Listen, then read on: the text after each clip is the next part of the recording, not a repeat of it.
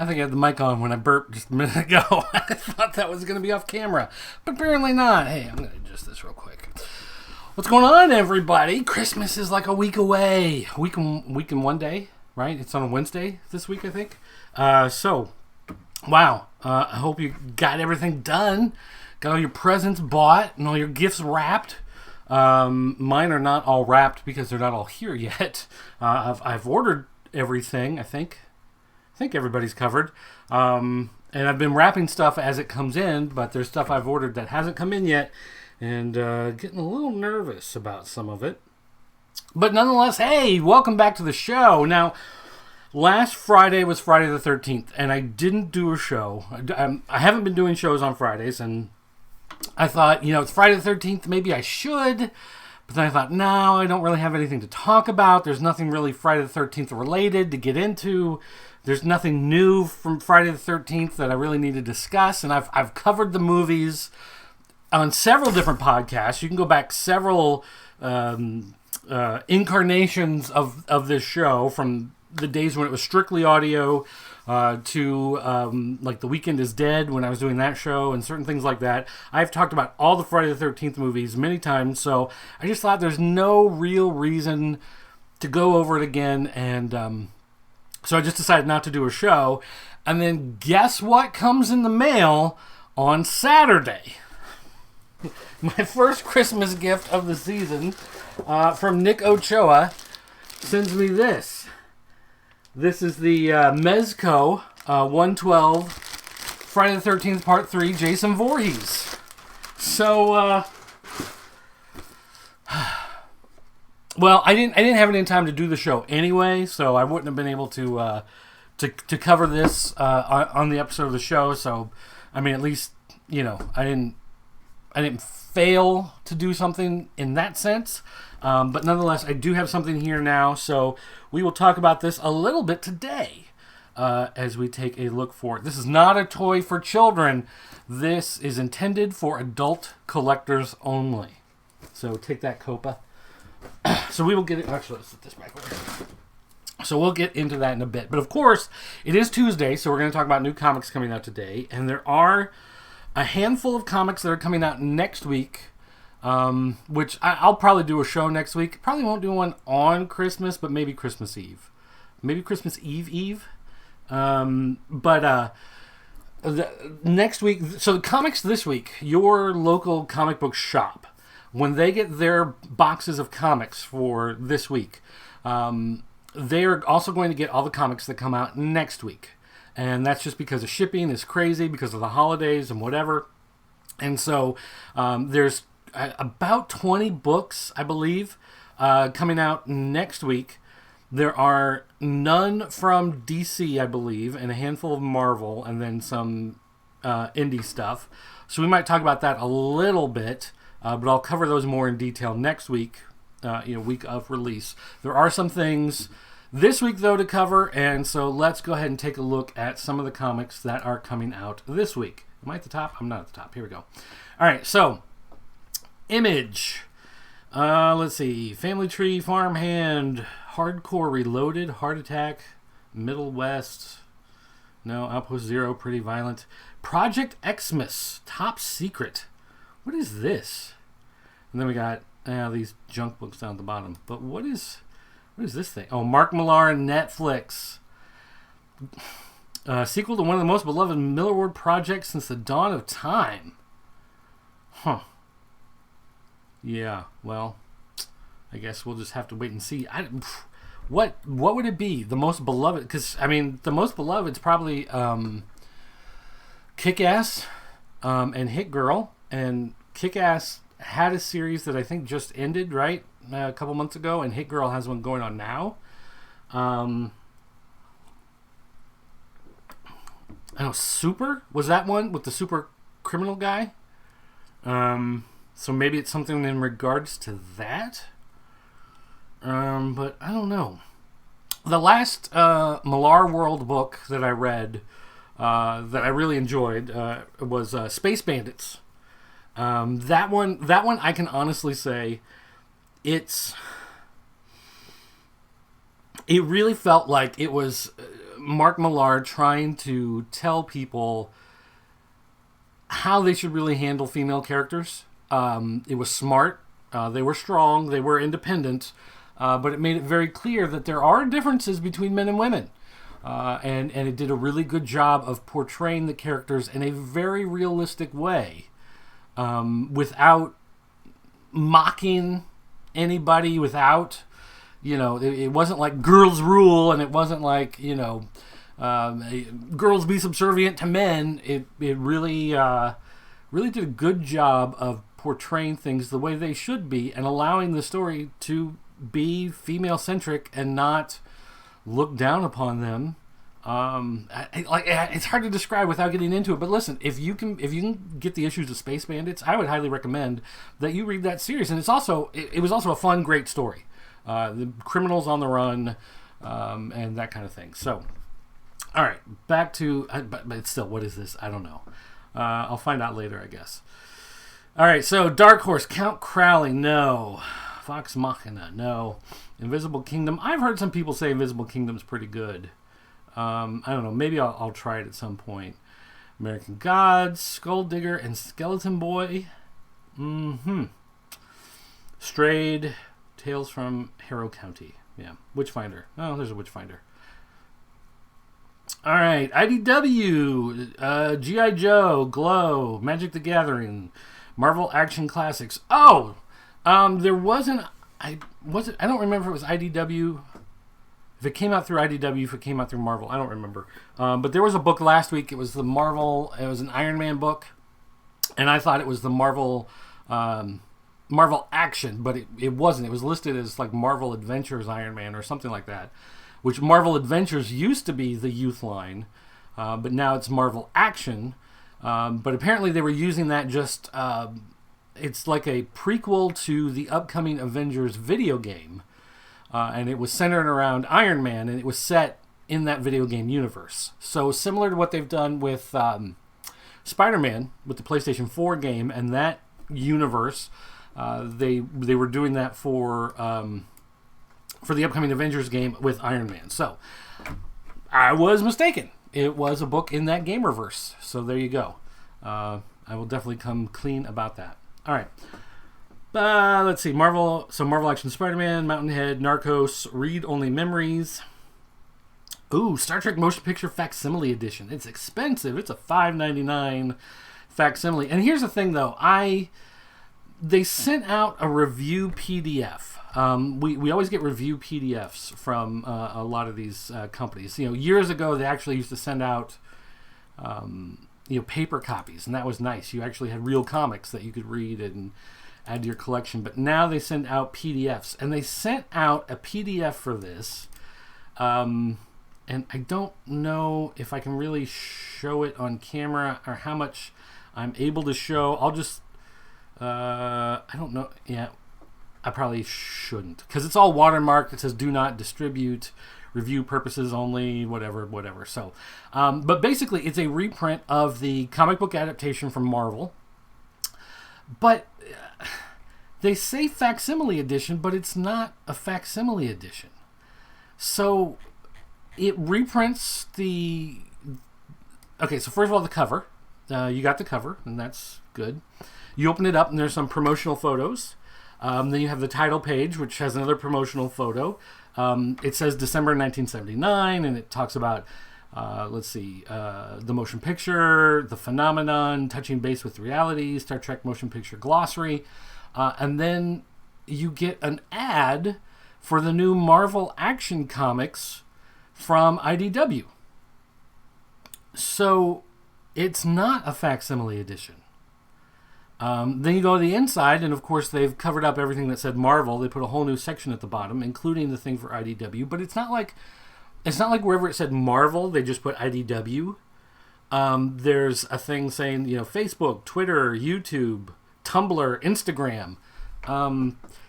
That's not how you do a facsimile edition. That's not how that works. So then you read through. You've got the comic book adaptation, and you're like, okay, well that's neat. That has that. And then you've got Star Trek: The Phenomenon, which is the column. I don't know what you'd want to call it, but it basically talks about how fans of the series never let it die, and then and now it's back as this movie.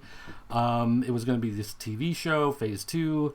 Touching base with reality, an interview with Jessica von Puttkamer, science advisor to Star Trek The Motion Picture. So they've reprinted that. The glossary they've gone through, and they've named the different characters and the different ships, things like that. So if you weren't familiar with Star Trek back in the day and you're going to go see the motion picture, you have that stuff. So, I mean, that's cool. But then on the back cover, it's join the crew of the USS Enterprise on their final voyages. Star Trek Year 5 from IDW. This is not a facsimile. The whole point of the facsimile editions is to get the period accurate advertisements and letter columns and in-house ads. And they've kind of followed that a little bit by giving you the extra stuff. It's not just the movie adaptation. It has the extra, columns and whatever on there. But this is not a facsimile edition. This is just a modern reprint. This is more in line with like those dollar comics that come out from these different companies. So, I don't know. I was a little disappointed when I saw how that actually played out, because that was the type of thing. I love the facsimile editions, and I love being able to look at all those old ads and everything. But that is not what that is. And again, it's expensive at $5.99. Star Trek Picard #2. I should have read this. Dang it! I should have paid more attention to what was sitting in the folder. I should have read that so we could talk about it today before it came out. But whatever. I did enjoy reading the first issue. So it'd be interesting to see if this one is still able to hold up. But yeah, it is what it is. We've got Year 5 Star Wars Adventures. Oh, excuse me, sorry. It's right now it's 2:30 in the afternoon and I'm still drinking coffee. I'm trying to wake up. There's just been so much stuff going on for the past few days. The Holotimes is a rough days. Yes, the Holotimes is a rough days. All right, so DC, we've got our Aquaman, Basket Full of Heads, Batman 85. It is over finally. This Tom King garbage run is done, and this is buried and gone. Oh my goodness. And it's $4.99 extra sized epic finale. I wonder how many pages this actually is. I don't know. Stunning conclusion to City of Bane. What will become of Gotham Girl now that she's betrayed all she knows? How will the Bat Team cope without Alfred? Will Catwoman stick around? I don't care. It all leads to the new Batman and Catwoman series, which again I am not going to be reading. I am done with Tom King on Batman. I do not care anymore. It's over, and I'm ready to move on. Batman Last Night on Earth, Batman Superman 5, which I've been buying these just because it is a multiverse tie-in, but I really don't care about the Batman Who Laughs. We got this Year of the Villain stuff. We've got these heroes, and I have not read. I don't know if any of you guys have been reading any of these specials about the Infected with Blue Beetle. Shazam, who is that? John Constantine. I don't know. Anyway, I've not been reading. Supergirl, I know, is one of them. I have not been reading them, and I did buy the Shazam one. I've got the Supergirl one. I thought maybe I'd get to them at some point, but I still haven't, and I don't know if I will. I'm just not. This Year the Villain stuff just hasn't captivated me. I don't know what it is, but there's something about it. And I guess part of it is that it's not going to stick, right? It's never going to really bring any real changes to the characters. But I think it's got to be more than that, because if that's all it was, then why read any of the comics? Because nothing really happens that really matters anymore, right? But there's just something about, I think, the way it built up and the way it pushed as them really wanting you to know, like, this is a big deal. And it just doesn't feel like there's anything big deal about it. There's nothing. It doesn't feel like it treads anything really new. I don't know. There's just something about the Year of the Villain stuff that's just not doing it for me, and I don't know. I can't explain it. Catwoman, Dollar Comics, The Flash 164. What was Flash 164? Reprinted to coincide with The Flash Volume 11, The Greatest Trick of All. Well, okay, but Flash 164. So that's a Jeff Johns. Oh, or it's not. It's with a new... No, okay, it's this one. All right. I was going to say. Flash 164. Okay. Wonderland Chapter 1. Flash wakes up in the Keystone Police Department when he's being handcuffed for the murder of a police officer. He tries to escape but realizes he no longer has super speed. The 10th anniversary of Aquaman's death. He comes to, he's in a holding cell. He is delusional, not a superhero, questioning his own sanity. Okay. All right. I don't remember this story. When did this come out? 2000. Okay, well, that explains it. September 1st, 2000. Just for frame of reference, 2000. I got married in May of 2000. 2001, 2002. In that time period was Illinois sucks, okay, for a lot of reasons. But one thing that's really terrible is the marriage tax. When you get married, suddenly you pay a lot more in taxes than you did as a single person. It really doesn't make any sense. And then you have kids. Then once you have kids, then your taxes go way back down. 2000, we got married. 2000, I remember 2001, especially 2002, we owed money to the IRS, which we hadn't done before. This was during that time period, like we had no money, like super poor, just got married, lived in it was my apartment that my wife moved into, and the apartment was the second floor of somebody's house that got converted into an apartment. So you had a living room, and then the hallway was the kitchen. The hallway went to the bedroom in the back, and then off to the side of the hallway was the bathroom. And that was it. Like, it was technically 4 rooms, but really 3, because the kitchen was the hallway. It was small, it was tiny, we were poor, we had nothing.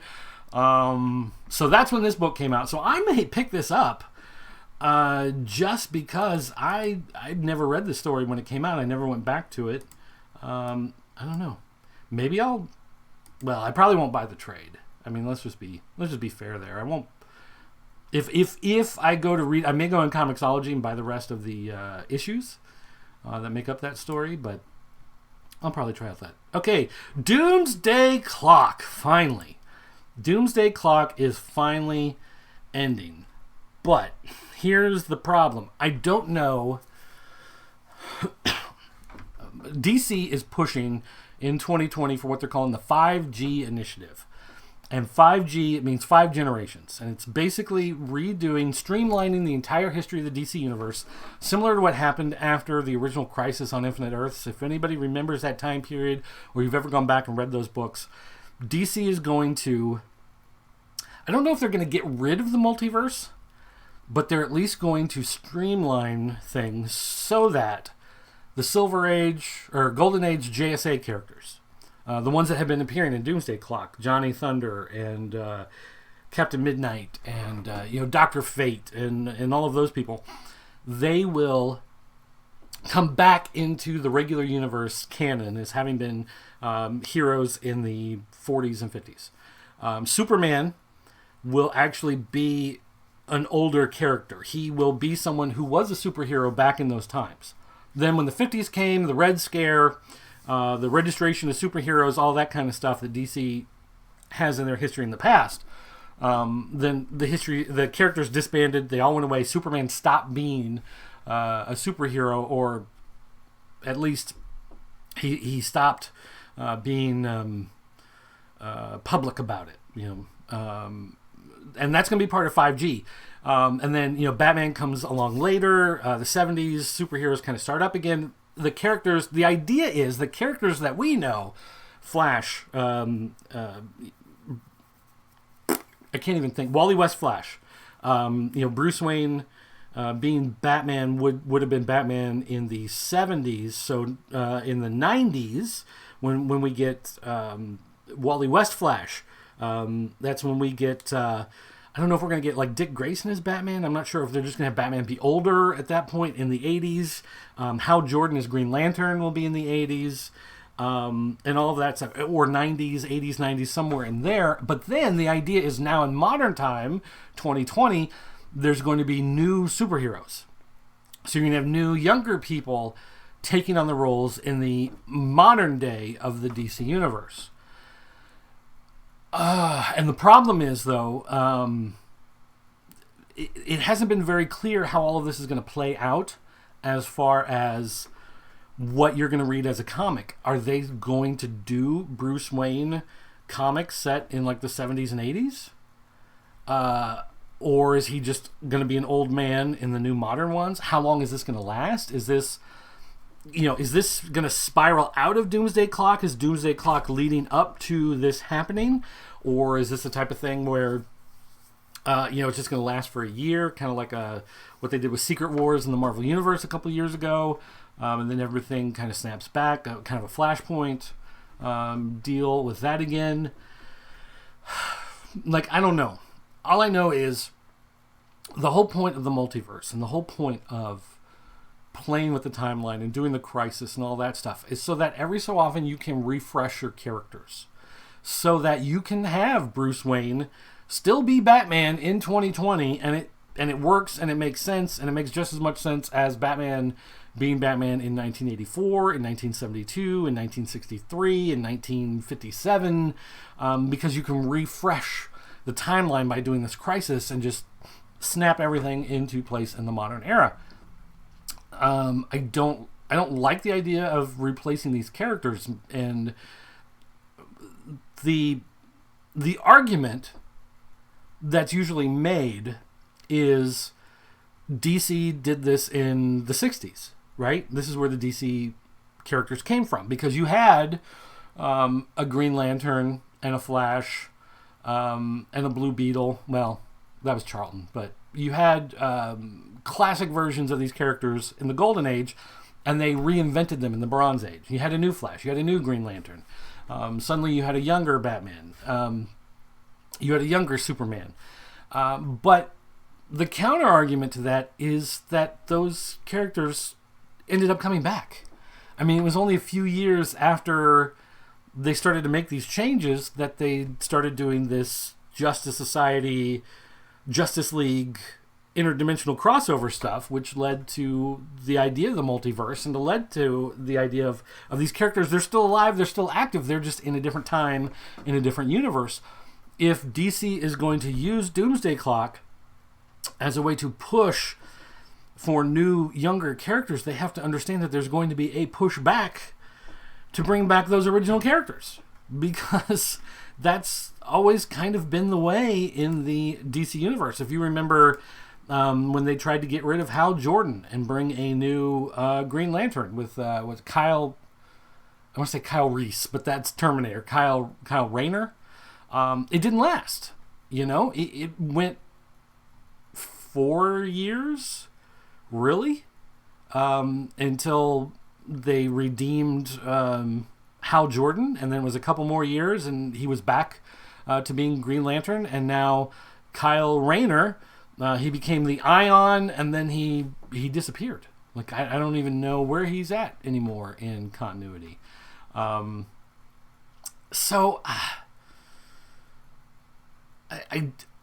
I see big problems if they try to do a momentous shift. Now, one thing, we do have this cover here. This is the I think the Midnight Retailer variant or whatever.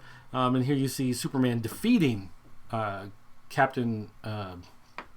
not Captain Atom, even though it's supposed to be Captain Atom. It's not Captain Atom. It's Dr. Manhattan. But I don't know.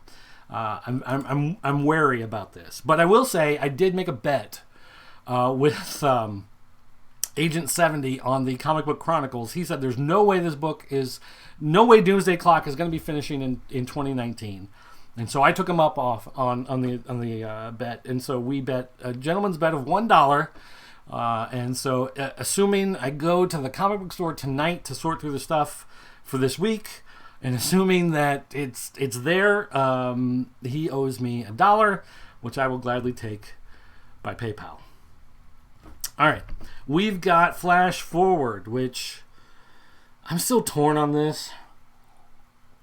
I hated Heroes in Crisis, and I've heard this kind of retcons a little bit of Heroes in Crisis, and just says that Wally West was kind of going crazy because of the Dark Universe bleeding in, and him, trying to fight for his place within the time stream and whatever. But I don't know. Harley Quinn stuff, don't care. He-Man, The Masters of the Multiverse. I still haven't read number 1. I still have number 1 sitting in my read pile. Still haven't read it. Infected, The Commissioner. Nah, I'm going to pass on that. Hellblazer. Joker, Killer Smile. I did read number 1 of Killer Smile, but it was not... Here was the basic premise. So Joker is, again, he's arrested. He's in Arkham Asylum. He's got some caseworker, whoever, that's going to come in and try to, help him supposedly become sane or whatever. And so this guy is trying to get into Joker's head and try to figure out who this guy really is and why he does what he does and what he really believes. And then he starts having these mental breakdowns. He's having visions of the Joker being other places, of his family being murdered. And so it looks like he's starting to go crazy because he's spending so much time with the Joker. And it's okay. And it's too bad because it's Jeff Lemire and Andrea Sorrentino, or Andrea, like it's a dude from Italy. So I'm not sure if it's pronounced like Andrea, or I don't think it's Andrea and Andrew. I don't know. But anyway, I don't like these oversized Black Label books. It's 8.5 by 10.875. They make it this weird shape so it doesn't fit into comic boxes, doesn't fit into Golden Age size. It's got to go into magazine size. I like the artwork. I like the writer, Jeff Lemire, a lot, but I don't know. This book just did not captivate me the way I thought it would. We've got Justice League, and again, part of the Justice Doom War, pushing this story forward, Year of the Villain stuff. And this Year of the Villain leads directly into Year of the Villain, Hell Arisen, number 1. And I guess part of the problem with this whole thing that Scott Snyder and James Tynion have been setting up in this book, there's so much of... If you read Final Crisis, if you remember Final Crisis, Doomsday finds the anti-life equation, and he starts to turn all the people on Earth evil, and the heroes are fighting back. Batman dies, there's whatever, a bunch of stuff happens, and so Superman has to find a device to play a song or sing a song. I forget what it is, but it's like music. He has to play this music in order to undo the anti-life equation and reset the universe. And it was one of those things where you have to just buy the premise or you don't, because it's not really explained. You just, okay. And that's the problem I have with this story going on in Justice League, because so much of it is built around the people either believe in justice or they believe in doom. And so doom has won out, and so there's this giant sigil of doom over the sky. And so the heroes somehow have to get the people to re-believe in hope. And if they can believe in enough hope, then they can undo the doom. And it doesn't make sense. Like, it doesn't. I don't buy it because it's not explained, right? It's just, well, this is what happens. There's a sigil, and if enough people believe in doom, then everything goes doomy. Okay, I guess, great, but it doesn't make sense. Like, where do you go with that? It doesn't mean anything. So, not a big fan. Anyway, like, I like the ideas of the multiverse stuff coming back into play. That's kind of a decent cover, Tony Daniel. But I don't know. I'm not buying it. I'm having a lot of problems with it, and I don't know. When it ends, I don't know if I'm going to continue on with the series. Okay, so we've got The Last God, which nobody cares about. Legion of Superheroes 2. I read the first one. I didn't really care. I read the Action Comics stuff or Superman comics, whatever it was that led up to it. Didn't really care. Read the special. Didn't really care. Read issue number 1. Didn't really care. And this is coming from someone, you have to remember, years ago, when I was in high school, one of my goals was to read all of the Legion of Superheroes. Okay, so we're talking in 94, 93, 92, 93, 94, in that time period, I was buying every back issue of Tales of the Legion of Superheroes, Adventure Comics, Superboy and the Legion of Superheroes, like whatever. Like, I read all of that stuff. If I couldn't afford the actual issues, I got the reprints. I had some of the hardcovers that they used to put out back in the days. They reprinted the first 4 books from, were they from Adventure? They reprinted them as Legion of Superheroes 1, 2, 3, 4, and they were Silver Age size. They were slightly bigger. Had the Legion of Superheroes banner on the front. I bought those. I still have some of them. I loved the Legion of Superheroes. Ever since they did Zero Hour and they killed the timeline, and actually kind of a little before that, when they did, I was fine when they did like the 5-year jump forward, Great Darkness, whatever, and then the universe reset because Mordru had taken over and had changed all of reality, and so then someone sacrificed themselves in the magic ritual, I forget what it was, to break his spell in the universe. And then the timeline went to reset, and it was fine, but then like a year later or a year and a half later, then suddenly they found like clones of all the original Legionnaires, like on the moon or something, and so all the clones like were brought back to life. So suddenly you had 2 books. You had Legionnaires where they were young, and Legion of Superheroes where they were older, but they were both running around at the same time. And then the Dominators blew up the moon, and then they started to destroy Earth, and it was like it. Once they brought in the young ones, I was done. And then before that, a little after, I'd say probably second or third year after they rebooted, they started to get, the writers had an agenda that they put ahead of their storytelling. And it's part of the problem of what we have with comics today, where so many people, they're not trying to entertain you, they're trying to change your mind on something. And to me, that makes it not entertaining. It's one thing if you have an entertaining story and the entertaining story can lead you somewhere. I don't want to say Schindler's List. I think that pushes a little too hard one way. I'm trying to think if there's an easier example I can think of, but I can't really think of one offhand. But there was a quote I ran across yesterday, and it said, comedy with an agenda is not comedy because it's not trying to make you laugh, it's trying to change your mind. And that's how I feel about a lot of this stuff. You're not, people who have an agenda, they sit down with an agenda and then they try to fit action or adventure or comedy or whatever into their agenda. And the problem is, it doesn't serve their agenda, right? Comedy doesn't serve an agenda of trying to make you feel bad for somebody. Okay, let's go back for a minute. I love the Night of the Living Dead movies, right? The George Romero stuff. You watch the first one, and you've got cannibal zombies eating other people, all right? And it's gory and it's cool, and you've got this racist white guy who's hiding in the basement, and then the black guy upstairs, and they don't get along, and they argue and whatever.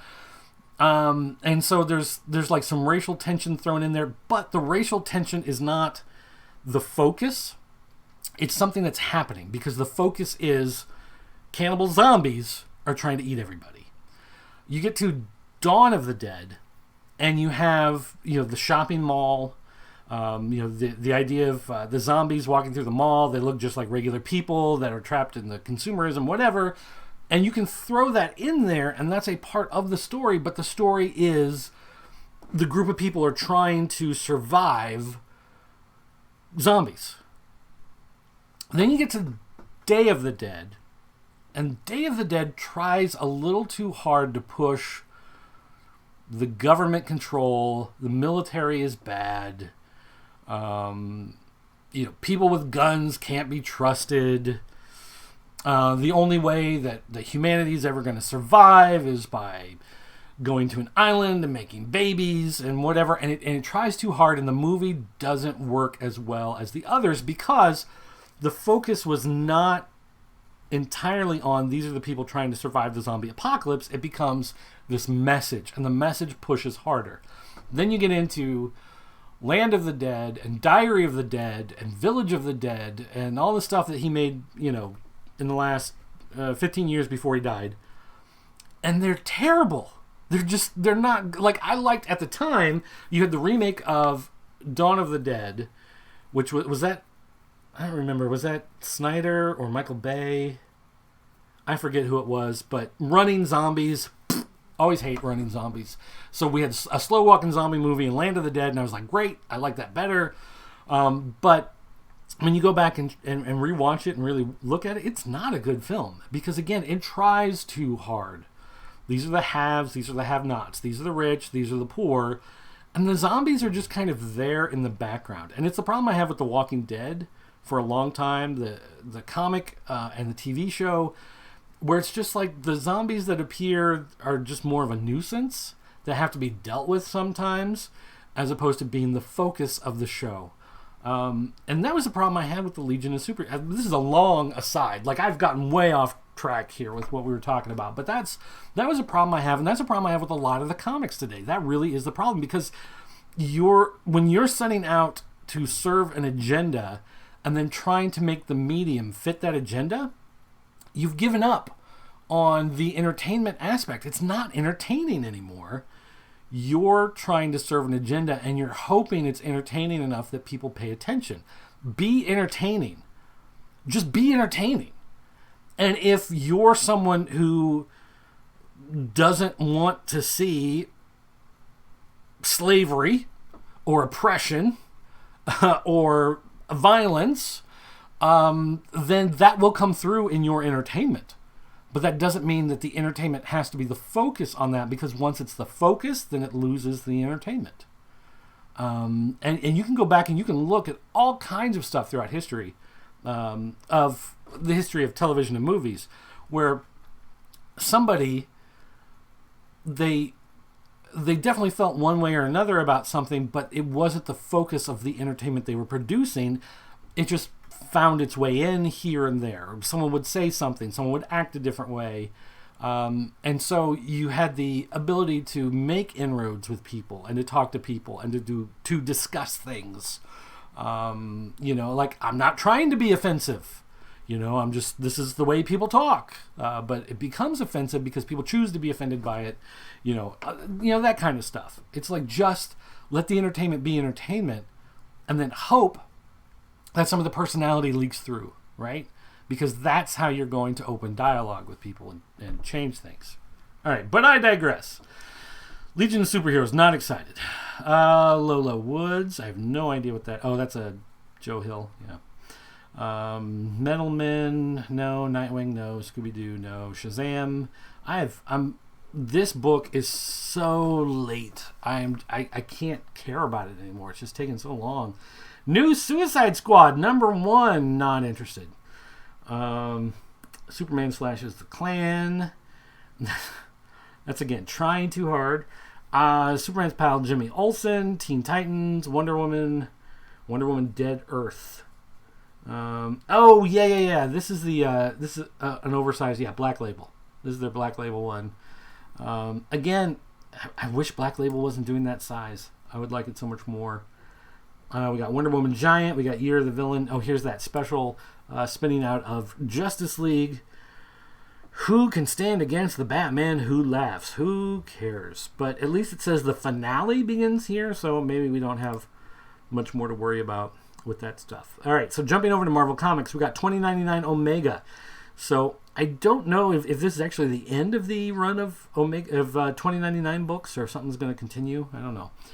Agents of Atlas, Amazing Spider-Man, Annihilation Scourge, Avengers, Black Panther, Conan, Serpent War, Daredevil, Eternals. Here's a facsimile edition. Eternals #1. Yep, definitely I'll buy that.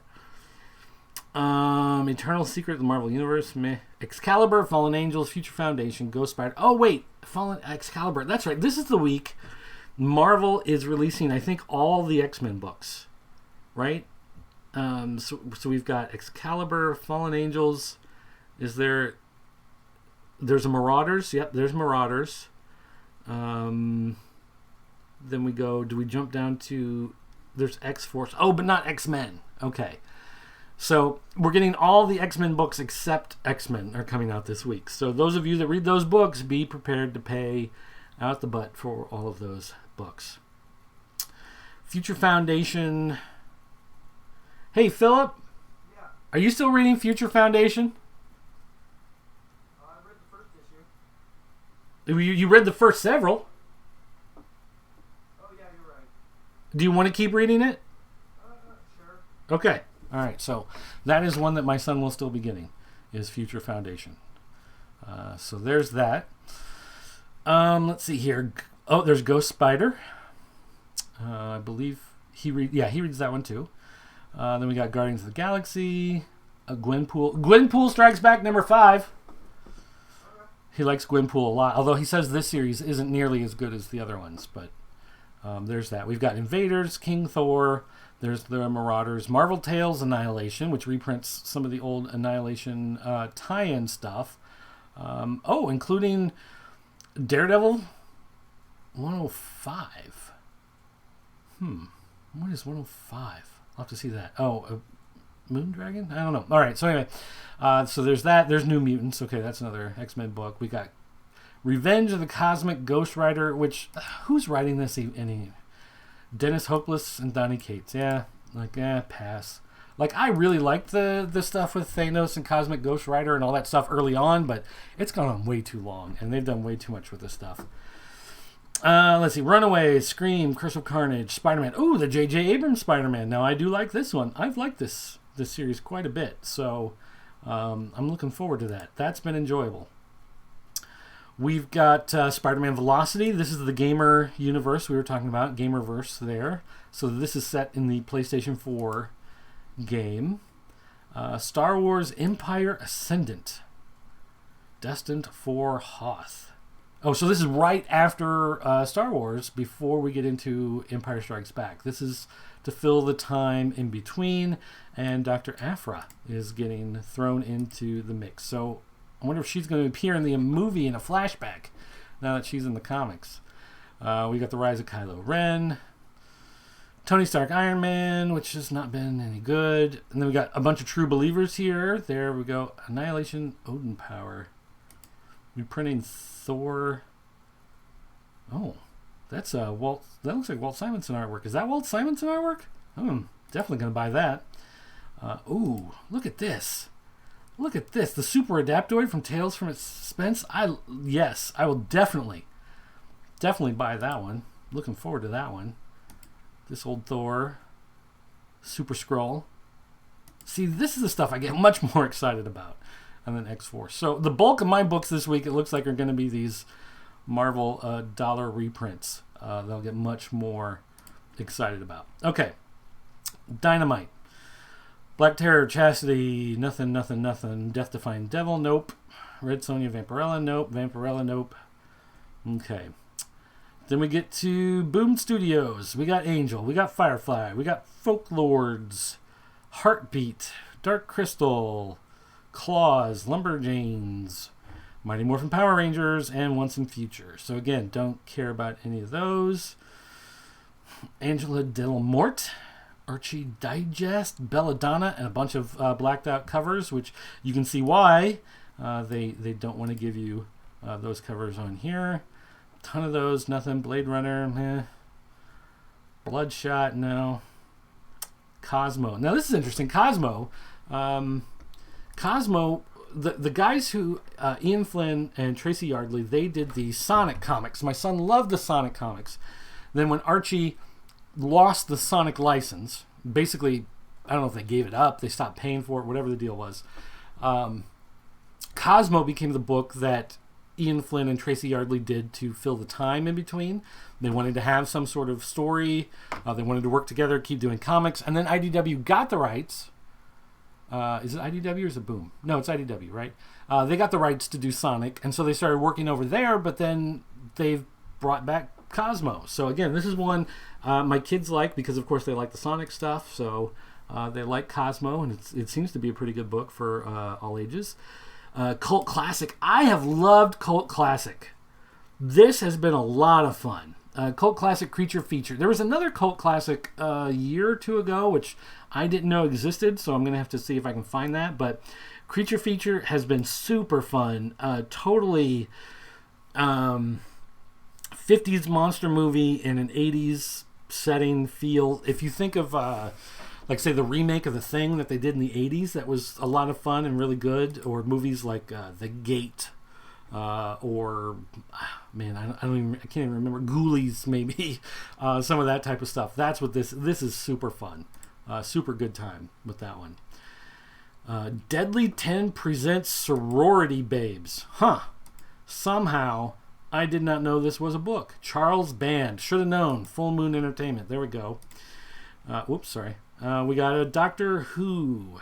We got Eskimo Kisses. We got God Mode, Gung Ho, Infinity 8, Junior High Horrors, Lady Death, Machine Girl. There's just a lot of Rick and Morty, Psycho List, Roku, Shades of Magic. I've heard that this actually sells pretty well. This sells better than I would have thought. New York Times bestseller V.E. Schwab. Writing about steel prints. I didn't know anything about this, but apparently this sells well. Along with this book down here, Vampire State Building, apparently sells really well too. And I say really well, meaning better than the 500 copies you'd expect to sell. A store that gets a couple of those copies in can sell them out. So maybe it's time to add a couple extras. Who knows? We got Shapes. We got Show's End. I don't know. Tales of Terror. Okay, Vampire State Building. Ooh, Vark Thing. These Cerebus things have been a lot of fun, and I know a lot of people don't actually like them, but they make some good points in there. We got The Visitor from Valiant. We've got Wolvenheart number 3, which actually sells pretty good, and X-Men number 1 Eastman variant being sold through Cover Press LLC. That's interesting.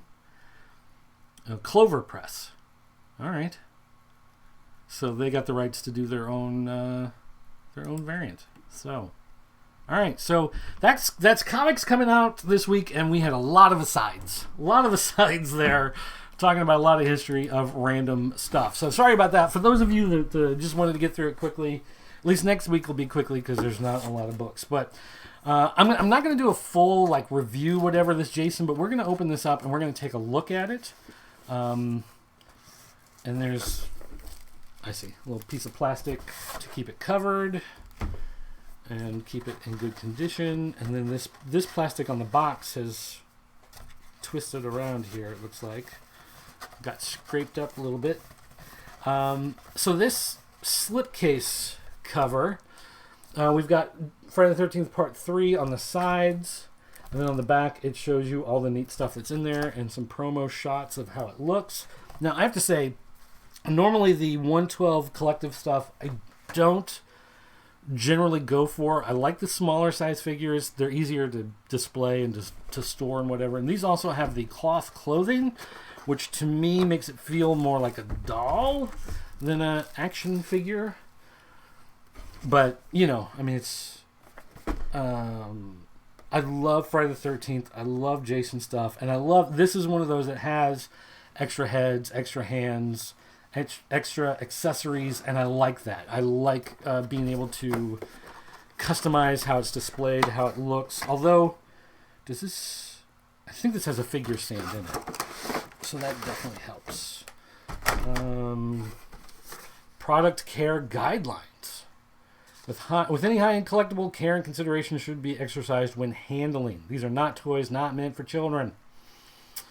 112 collector figures are built on a highly articulated underbody and then costume with detailed cloth outfit that is not meant to be removed. So you're not supposed to take the pants off your Jason figure and sneak a peek. So keep that in mind if you happen to purchase one. Alright, so here's our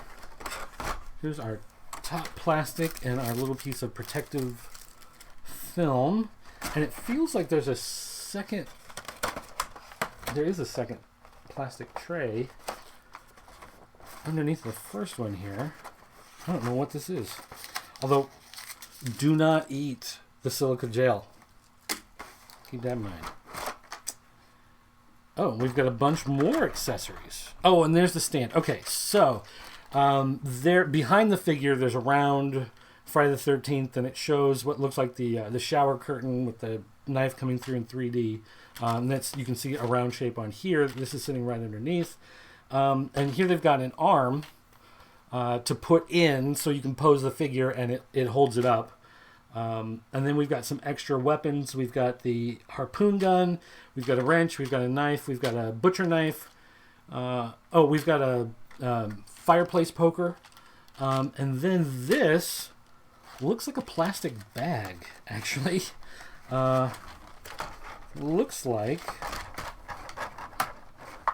I want to open this, but I don't want all the stuff to pop out. Like, I don't want the knife and wrench and everything to go flying everywhere. I'll try. So yeah, sure enough, this is a Ziploc bag with a little spot on there that you could write Jason Voorhees Part 3. So you can put all the accessories in here so you don't lose them. That is... I have to give them some extra credit on that. Oh, which, by the way, Nick Ochoa, who sent me this, he has a whole bunch of these 112 figures that he has done reviews of. We've got the videos edited and ready to go, but he has to do write-ups, some write-ups on them. So once those write-ups are done, and he lets me know, then we can start posting them. So keep an eye out for that. So if you like the 112 collective figures or the 112 scale figures... then yes, those are coming. Okay, so big box. And I just lost a hand trying to show it to you. Oh no. Where'd it go? Oh, there it is. I see it. Okay. Luckily I have carpet on this hardwood floor. I put a rug down so things don't go flying too far out of here. Alright, so we've got a pitchfork with some blood on it. That's nifty. You can also eat a salad with it if you wanted to. We've got the bloody machete, which is Jason's calling card there. And we've got a bloody axe here. So that's nifty. And then the Jason figure himself, pulling him out. I like how he's got kind of the hunchback thing that was a look that the character had. Okay, so right off the bat here, I can see the head. Now, there he is, his head with the mask. And I noticed here in the box, here's a loose mask and another head. And so I wondered, oh, that must mean that this mask doesn't come off then. You've got a second head with a mask. But this does come off. And that is... a face only a meth head could love. That is. I love that because he does that shot where he's like looking out the window at her or whatever, and he takes off the mask and she's like, it's you, and she's freaking out. That was cool. So, I mean, looking at the figure, these, if you're not familiar with 112, they, like it said in the right up, there is a lot of articulation. Like right here at the wrist, I can see there's like a ball joint, so you can move the hand around. There's the elbow. Here's the shoulder. We've got the neck. We've got the waist here. There's also some sort of like midsection crunch there, kind of like a Masters of the Universe Classics type of thing. Some sort of crunch there. We've got the hip. We've got a knee. We've got ankle moving around. So you can see there's a lot of joints. So it allows you to do a lot of different posing. And I like, I do like 3 a lot. Like 3 is one of my favorites of the line. And I like how it's got his just kind of like, I don't know what you'd call it, but his old country man clothing, broke into someone's house and got these. It's not like a mechanic's outfit like Michael Myers always has the jumpsuit from the Mechanics, but it is it's a good suit. It looks good. There's a lot of detail on the hands and everything. A lot of detail on the face. So the other hands we have here in the box, we've got 2 hands in like this little grippy pose, like reaching out for you, coming for you. So that's cool. And then the hand that I originally dropped on the ground, this is the hand for like the harpoon gun. You can see it's got the trigger finger, if I can get it to focus. Focus. Kind of. But anyway, so you can see that's for that. And then the last hand, it's just kind of reaching out. So there's like the claw hand, like I showed you at the beginning, where it's kind of like grabbing at you, and then this one's like a little more laid back, a little different.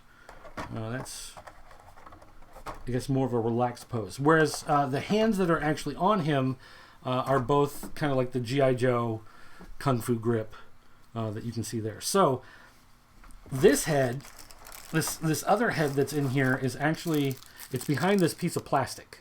So I couldn't actually see what it was, but I'm guessing, here's an idea. This second mask has the machete wound up at the top in the head. So I'm guessing that this head has a machete wound. And in fact, it does. So there you go. So this head, you can see it's the one that's been cut. I'm trying to move. There we go, so it can focus. So you can see it's been cut, and there's blood all over, and it's out of focus again. So you have the bloody head there, and then the bloody mask. So you can put the mask on top of the head and line up the cuts, and there you go. And so then this you can put on your figure. You can pop off the other head, put this head on there. That is actually pretty nifty. I do like having the interchangeable stuff, again, because it allows you to display it how you want to display it. And the fact that there's a lot of accessories is really nice, because, a lot of times they come, I remember back in the day when, McFarlane first started doing like the horror figures, and you were finally like, yes, we got figures. And you had some sort of stand in the back with like the movie poster, and you're like, okay, well, that's kind of cool. And then it came with like the machete, or maybe the machete and the axe, and like that was it. So, and those were what I like to call with McFarlane toys, those are in-action figures, because you can't really do a whole lot with them. They're just kind of in the pose that they're in, and they don't do anything else really. So here is the figure stand. So again, you can take the stand, and you take this arm, this telescoping, well, it's not really telescoping, but it's articulated. So you stick the arm onto here, and then snap the thing around his waist to put him in whatever pose you want. Or he does have holes on the bottom there, so you can put him directly onto the stand if you don't want him to do any sort of crazy pose. But if he's going to be doing something that's going to throw him off balance, then you can use the arm, and you can have him falling down or lunging forward or whatever like that. So I have to say, I do like the look of it. One of the things that's always kind of weird when you have a figure with cloth clothing is you oftentimes have to worry about the sense of scale. in a 3 3/4 inch figure or 6-inch figure, everything that's plastic and molded has been sculpted and designed and developed to be, that size. And when you're dealing with a character that's small but cloth, it's kind of similar to when they do special effects in movies and they have water. Water is always water, right? So no matter how big or how small it is, it's always going to look the same. And that's why it's difficult a lot of times when they make a model of something and then it has to fall into water, because the water, if you have a small model and it falls in water, you can tell that the water is reacting differently than it would if it was big. A big thing crashing in breaks the water up more. You get foam, you get lots of little drops. A small thing going in and it just kind of like bloop and falls in. The surface tension is just too much.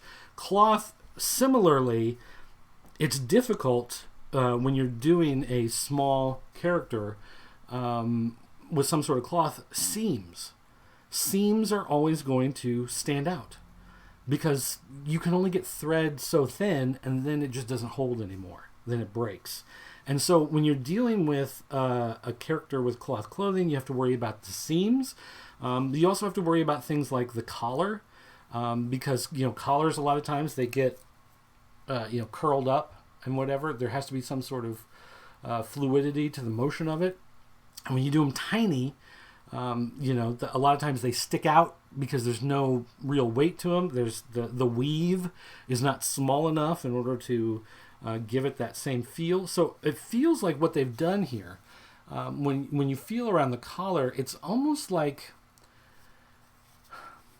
I want to say they've put some sort of product on it. Almost like, I don't want to say it's a spray glue because that's obviously not what it is, but that's kind of what it feels like. It almost feels like there's something on it to kind of hold it together a little bit more. It's not loose and floppy like a regular piece of cloth. It has more of a weight to it, which makes it look more like it's a bigger piece, because the bigger piece has more gravity, it holds down more, it's less likely to fly around. But the seams are still the one thing that you have to kind of worry about. Now I don't know if I can get this to focus, but they did make buttons. Oh yeah, that's focusing. So you can see the buttons on his shirt. It has tiny little buttons on there. But again, those seams, the thread can only be so small before it doesn't work anymore. It's pretty good though, and especially with the tiny buttons, I think that really adds to the look of it. Really adds to the illusion, right? Buying the illusion of what the character is. Now I'm wondering, okay, he's got a belt, and it's pretty good detail on there. So look at Jason's midsection, everybody. Jason's got a crotch. And he's wearing a white undershirt, which you can see poking out through the top, and you can kind of see it under here. And it looks like that's all around the midsection. So it's forever tucked. Now maybe I could reach down there and pull it out, but I don't really feel like pulling down Jason's pants and playing with his undies to check out his I think it's fine. I think it's fine the way it is, and I'm going to leave it just at that. But the detail is good. The bottom of the boots here, if I can get that to focus, cover my face, if I can get it. No, they're kind of. You can see it's got all the tread that a real boot would have there at the bottom, and they've done some dry brushing on it to give it a little bit of that dirty look. So this is cool. This is a cool looking figure. And again, he's got that lumpy head. I love this head from part 3. Which, we saw it here. We saw it a little bit in 4, right? And then you don't see his face really again until, was it 7? When Lara Park Lincoln uses her carry powers and rips the mask off his face. And then we see him again in 8, and it's all like melted and weird looking. This is the human who grew up and turned nasty, that's him. And that looks cool. I gotta say, those details. That's the type of thing. This is the type of toy that I like to draw. I actually went to school for illustration, but I ended up getting a job later on in graphic design instead of illustration. But, that's how I got into comics. I always wanted to draw comics and that type of thing. I do draw. This is the type of thing you could use, pose it, and draw from because there's so much detail on it. I could definitely see this as being the type of thing where you could set it up and draw from. Because one, it is kind of like an art doll. I don't know if you've ever seen the poser dolls that artists use. They're just kind of a blank wood thing, and the idea is you put them in a pose and you can draw the basic shape, and then you add the details of what it looks like. This, because he's so articulated, because they've got the arm in there that can hold him, you can put him in a pose and have him doing whatever, and it'd be good to draw. So I might actually use this as a drawing tool. More than an actual toy, although, again, I do I do play with my toys, so that'll be something to look forward to. And oftentimes, though, nobody wants to play with me, so I just have to play with myself. That's right, I got a little drum set, just so I could make that joke. So, dedication. That's what this is about. Dedication.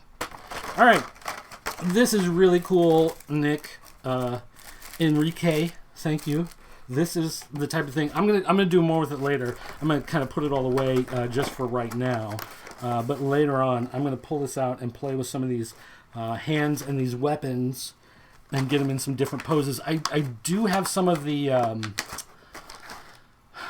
what are they, Funko? Yeah, Funko does a whole bunch, and they've ended up in retail places like Target, Spencer Gifts, maybe. Some of them go through. They go through Diamond as collectibles.